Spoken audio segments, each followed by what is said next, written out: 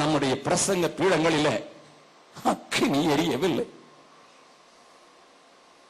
நாங்கள் என்ன செய்ய வேண்டும் என்று அன்றைக்கு யோவானுடைய பிரசங்கத்தை கேட்டு குத்தப்பட்டு, பேதுருவுடைய பிரசங்கத்தை கேட்டு குத்தப்பட்ட அந்த தொனி இந்த தேசத்திலே உழைக்காதவரை, எழும்பாதவரை அதை எழுப்புதல் என்று ஒத்துக்கொள்ளாதீர்கள், ஒத்துக்கொள்ளாதீர்கள், ஒத்துக்கொள்ளாதீர்கள்.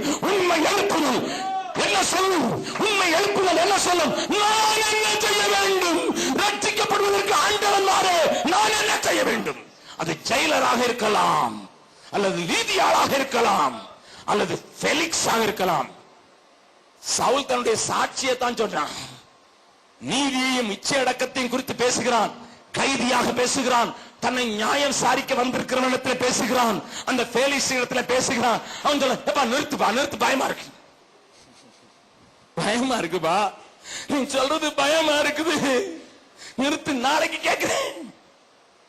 அவன் பயங்கரமான லஞ்ச பேல்வழின்னு வேற சொல்லி இருக்கு. ஏதாவது இப்படி பேசுற பவுலிட்டே கொஞ்சம் எதிர்பார்க்கிறாள். அவன் என்ன பேர் வழியா இருப்பான்? ஐஸ் போடுறவனா வர கறந்து இருப்பான். ஆனா இன்றைக்கு பவுல்கள் எங்கே? யோவான் ஸ்நானகன் எங்கே? அபிஷேகத்திலே எழுந்து நின்று அவரை நீங்கள் சிலுவையில் அறைந்து கொண்டீர்கள் என்று சொல்கிற பேருக்கள் எங்கே? பக்கத்தில் இருக்கவங்க பார்த்து சொல்லுங்க, நாங்கள் என்ன செய்ய வேண்டும் என்று.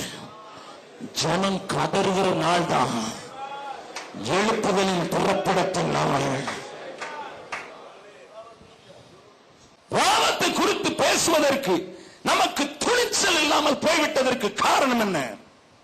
யோவான் ஸ்நானன் வனாந்திரத்திலே தான் என்று பேசினான். அவன் ஊருக்குள்ளும் வரவில்லை. ஆனால் ஜனங்கள் அவனை தேடி ஓடினார்கள்.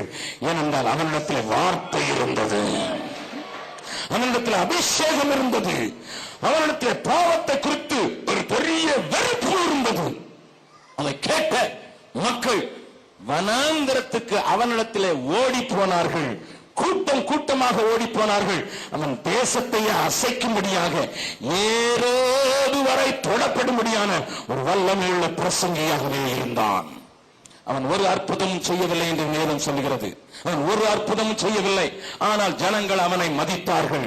யோவானுக்கு ஏராளமான சீஷர்கள் உண்டாயிருந்தார்கள், வெளிநாட்டிலும் உண்டாயிருந்தார்கள் என்று எபேசு பட்டணத்தில் உள்ள அந்த மக்களை சந்திக்கும் போது அவர்கள், நாங்கள் யோவான் கொடுத்த ஞானஸ்நானத்தை அறிந்திருக்கிறோமே என்று வெளிநாட்டில் இருந்தவர்களுக்கும் யோவானுடைய உபதேசம் தொட்டுபடியாக அவன் ஒரு அற்புதம் செய்யவில்லை, ஆனால் உபதேசத்தில் சரியான கரார் பேர் வழி நடுக்கம் உண்டாயிற்று.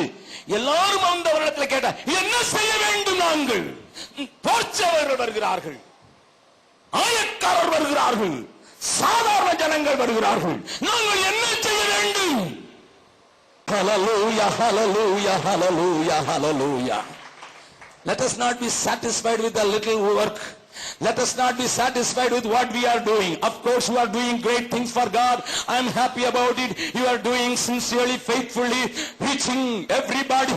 அநேகரை சந்திக்கும் அருமையான உண்மையான உத்தமமான ஊழியத்தை நீங்கள் செய்து வருகிறீர்கள், விசுவாசத்தோடு செய்து வருகிறீர்கள், நன்றி செலுத்துகிறேன்.